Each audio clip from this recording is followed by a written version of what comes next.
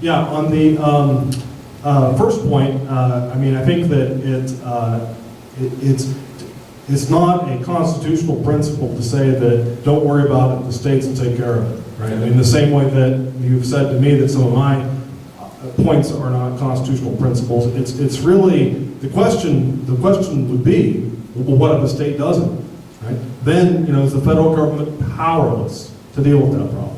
So it kind of just begs the question. It just dismisses it rather than answers it to say that the states will always do it. The second point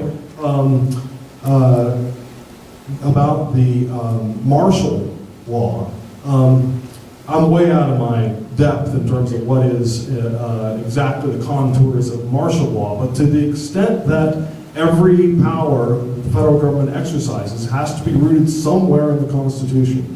I understand how the imposition of martial law can be traced back to the power to raise and support armies when we're being invaded.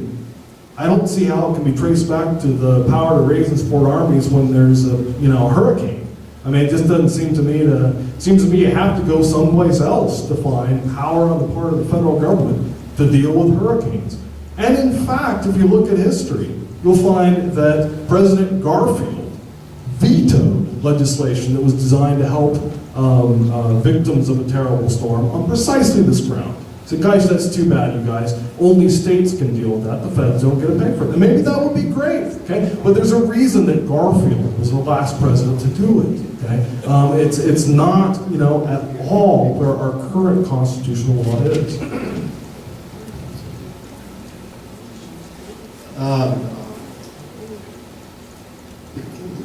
I think on this question of immunizations, inoculations, what you're saying is that because some government at some level has to have the power, it has to be the federal government, you can't rely on the rest of the government entities to do the right thing.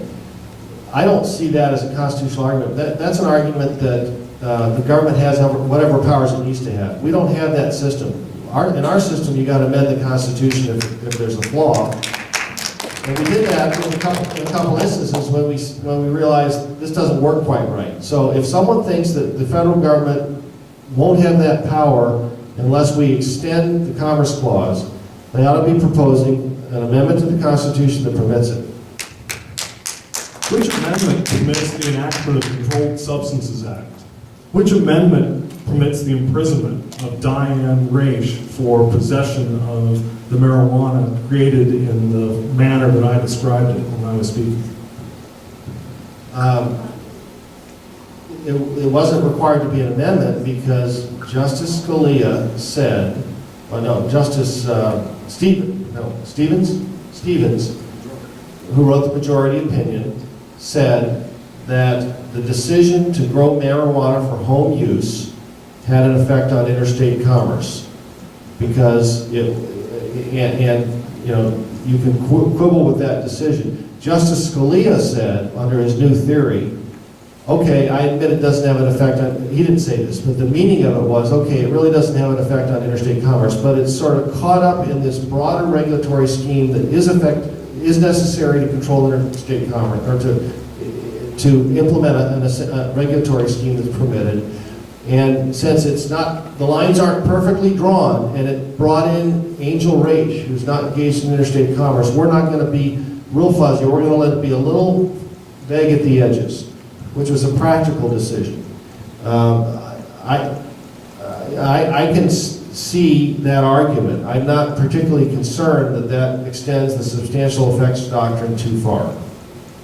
Here's my concern, and it's elaborated in this article I've often brings up, and that's whenever someone like Angel Raish goes in front of the Supreme Court, whenever someone whose sympathies, who does not appeal to the sympathies of conservative judges or justices, federalism goes out the window. Okay? It disappears as a concern. As I said, I meant it at the end. If you actually could convince me, you can't, by the way, and this is too jaundiced at this point, but if you could convince me that Obamacare is the beginning of the counter-revolution to roll back federal power and enforce a principled limit on the federal government, I'd be at the barricades with you, okay? But here's what I think it is. is. I think it's like it has been for 100 years, which is, here's a law that some conservative judges don't like, suddenly they find the Constitution. And yes, you can make an argument that the federal government does all kinds of things that are way beyond Article 1, Section 8 powers, right? And so then you take a cramped reading of them, and you say, oops, unconstitutional. Then the next day something comes along, one of the thousands of things in the U.S. Code, one of the 3,000 criminal laws the federal government has enacted, right?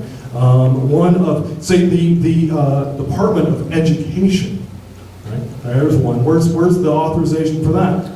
And the court, well, and I would be fine with that. The point is that that's not the constitutional law. And it's not law to pick and choose on the basis of what you like and what you don't.